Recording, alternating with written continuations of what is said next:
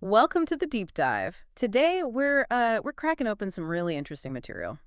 Yeah. What do we got? It's excerpts from Sell It Like Serhant 2 by Ryan Serhant. Ah, Serhant. Okay. And our mission, for this deep dive is pretty straightforward. Take this source, pull out the key insights, the really important stuff. And it's not just sales tactics, is it? I mean, his own story is a great way in. Totally. Started out as this broke actor in New York City, really struggling, couldn't sell anything apparently, Right?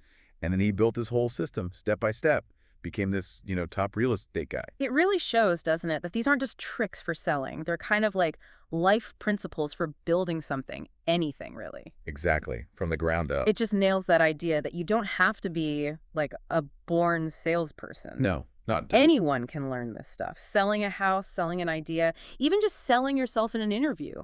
These are learnable skills. So think of this deep dive as your shortcut. Getting to grips with Serhant's approach, but also maybe some deeper drivers of success. Sounds good.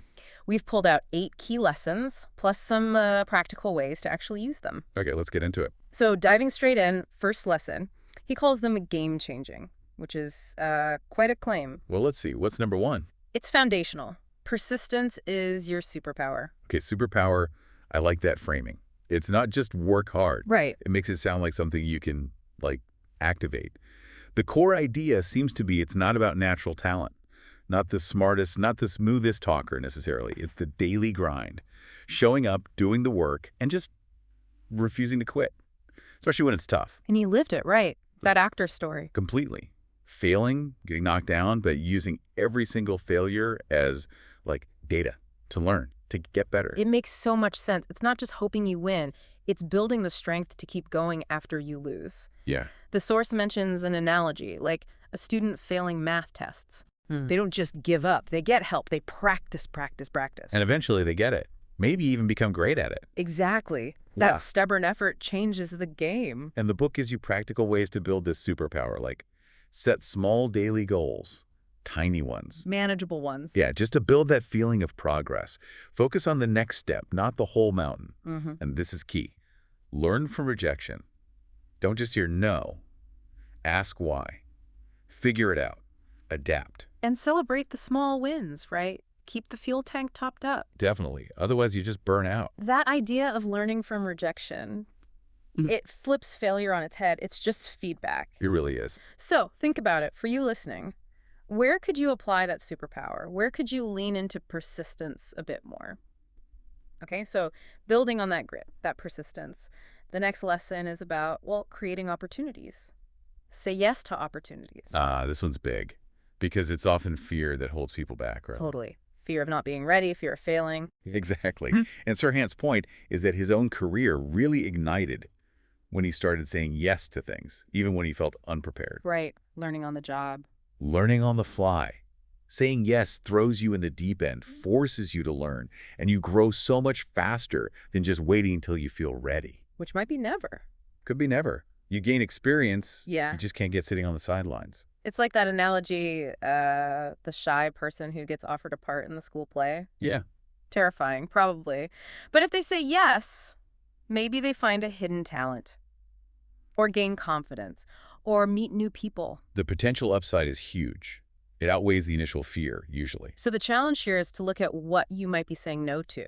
What opportunities are you maybe avoiding because they feel uncomfortable? And the practical advice is just try it. Take a chance, even if you're nervous. Reframe the challenge. See it as a stepping stone, not a roadblock. And ask yourself actively, what's the best thing that can happen if I say yes? Focusing on the positive potential. That could give you the courage needed. Exactly. So what opportunities are maybe sitting there for you right now, waiting for a yes? Okay, so you say yes, but then what? That leads right into the next one. Work for the deal. Right. Saying yes is just the start. This is about the elbow grease required afterward. No magical thinking here. Not at all. Opportunities don't just appear fully formed. No. You have to earn them through real effort. So what does that look like, according to Serhant? It means doing your homework, researching needs, knowing your stuff, showing up prepared, and consistently going the extra mile. Showing value through what you do, not just what you say. It reminds me of, like, a really good baker, not just the standard stuff. How so? The one who actually listens, finds out what the event is, customizes the cake, adds those little touches, that extra care. Builds loyalty, makes people come back, Ah, builds reputation. Yeah. yeah. It's the effort that distinguishes them. Exactly. So practically, ask yourself, how can I serve this person better, or this situation, this client? Show genuine interest, not fake interest. Right. Active interest. And be proactive. Don't wait to be asked. Anticipate needs. Offer solutions. So where could you put in that little bit of extra effort today? Now, this next one feels absolutely critical for long-term success, especially in anything involving people. Master the art of follow-up. Oh yeah, this is huge. He has this thing called the 3 F's rule. 3 F's. Okay. Follow up, follow through, and follow back. Okay, break that down. Follow up is just staying in touch, not letting contacts go cold. Follow through is crucial. Actually doing what you promise you'd do. That builds trust, right? Integrity. Massively. Mm-hmm. And follow back is reconnecting with people later on, maybe checking in, seeing how things are going. It's relationship maintenance, basically. It sounds simple, but it's easy to let slide. So easy. Think about, I don't know, your hairdresser Mm. or maybe a contractor. Mm. If they send a quick text after your appointment, hey, how's the cut? Or everything okay with the work? That little check-in. Makes a difference. It shows they care beyond the transaction. Makes you remember them, recommend them. Exactly. It's that consistent touch point. So the tips here are really practical because this does fall through the cracks. Use reminders, apps, calendars, whatever works. Schedule it in. If it's not scheduled, it probably won't happen. And always, always deliver on promises, big or small. That's non-negotiable for trust. Right. And don't forget your past contacts. Old clients, colleagues, they're often your best source for future business or referrals. Stay connected. So where in your world, your work, your network could better follow-up really make a difference? Okay, moving slightly into the softer skills, but just as important. Lesson 5, empathy sells. This is about emotional intelligence in action, isn't it? Yeah, I think so. Recognizing what the other person is feeling. Especially when they're making big decisions. Yeah. Buying a house, starting a project, people get nervous, overwhelmed, uncertain. And just acknowledging that, saying, hey, I see this as a big step. Exactly. Acknowledging the feeling, offering reassurance, making them feel comfortable. That builds trust on a whole different level. You're connecting with the person. Not just the deal. Right. The source gives this great example. A real estate agent helping someone relocate. Instead of just rattling off square footage, the agent listens to their worries about schools, about fitting into the neighborhood. And then gives them information about those things. Parks, community groups. Yeah. It shows they care about the person's life, their whole transition, not just closing the sale. That's empathy in action. So how do you practice this? It's about paying attention, right? Paying close attention, not just to words, but tone, body language, how they seem. And if you sense hesitation or worry, Offer reassurance. Explain things clearly. Be patient. Treat them like, well, like a friend you're genuinely trying to help. listening not just for facts, but for feelings. How could you try that today? Okay, so you're doing all this, being persistent, saying yes, following up, being empathetic. How do you manage it all? That brings us to lesson 6. Organize your time with FKD. FKD. What's that stand for? Finder, keeper, doer. Okay. Finder, keeper, doer. It's a framework. Exactly, a mental model for structuring your work time. It says most roles involve these 3 hats. Okay, let's break them down. Finder. Finder is looking for new business, prospecting, networking, generating leads, finding opportunities. Got it. Keeper. Keeper is managing what you already have, nurturing relationships, keeping clients happy, managing ongoing projects, maintaining things. Okay. And doer. Doer is, well, doing the work, the actual tasks, the writing, the coding, the building, the paperwork, getting stuff done. Right. Like a freelance graphic designer. Perfect example. They need time to find new clients. Finder. Time to communicate with current clients about revisions and timelines. Keeper. And then actual time to sit down and design. Doer. You can't just do 1 or 2. You need all 3. Or things fall apart. So the advice is to be intentional about it.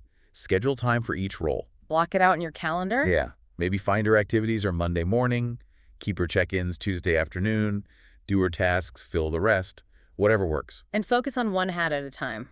Don't try to find while you're doing one. Exactly. Avoid that constant context switching, which just drains your energy and focus. So how could using FKD Finder, Keeper, Doer help structure your day or your projects? Now, in today's world, just being competent often isn't enough, is it? There's so much noise. So true. which leads nicely into the next lesson. Lesson 7. Be the one who stands out. Yes, be unique. You got to be memorable. In a good way, hopefully. Yes, definitely in a good way. It's about identifying what makes you or your service or your approach different. Your unique selling proposition, essentially. But maybe broader than that. It could be personality or specific expertise or just exceptional service. Whatever it is, find it, own it, and emphasize it. Right. That analogy mentioned earlier, the coffee shop with the personalized note. Yeah. That's it exactly. The coffee might be the same as next door, but that little unique touch. Makes you feel seen, makes you remember them, makes you choose them. So how do you figure out your unique? Start by looking at your strengths. What do you do really well? What do people compliment you on? What feels easy to you, but maybe harder for others. Build around that. Uh-huh. And consistently try to deliver a little bit more than expected. Over-deliver slightly. Build that personal brand. Be consistent so people know what unique value they get from you. You take a moment. What makes you uniquely valuable? What's your thing? Okay, last one. And maybe the most crucial for actually getting things moving. Lesson 8. Take action now. Ah, the antidote to procrastination. Exactly. Serhant is really strong on this. Urgency is key. Waiting for the perfect moment. It's usually just fear disguised as planning. Right. Hesitation kills momentum. It lets opportunities slip by. Action, on the other hand, even small action. Creates energy, creates momentum, moves the needle forward. It's that classic example, right? Thinking about starting a blog versus actually writing the first sentence. Totally. If you wait for the perfect theme, the perfect name, the perfect first 3 posts all outlined. You might wait forever. But just write that first paragraph. Bam, you started. Progress. So the practical steps are simple, but require discipline. Break big, scary tasks down. Into the smallest possible first step. What's the absolute minimum you can do right now? Stop the endless overthinking. Just start. Focus on that one step. Now remember that phrase. Done is better than perfect, especially the beginning. Get it out there, then iterate. Action today gets results sooner than perfect plans tomorrow. Absolutely. So what's one small action, just one tiny thing you've been putting off that you could do, like right now, in the next 5 minutes? So we've gone through these 8 lessons from the Serhant material. Persistence, saying yes, working for it, follow-up. Empathy, organizing with FKD, standing out, taking action. And what really strikes me is, yeah, they come from a sales context, but they're not just about sales, are they? Not at all. They feel like life lessons, Yeah. really. About building resilience, Connecting with people authentically, managing yourself and your time effectively. and just consistently moving towards whatever your goals are, big or small. Exactly. Doesn't matter if you're selling software, pitching a community project, trying to get a promotion, or just, building a life you're proud of. Applying these ideas maybe not all at once, but picking 1 or 2 to focus on can really help you stand out and, well, succeed. Make progress. Get unstuck. Right. Which brings us to that final thought, drawn from that last lesson especially. If progress truly beats procrastination, what is one thing you have been waiting to perfect instead of simply starting?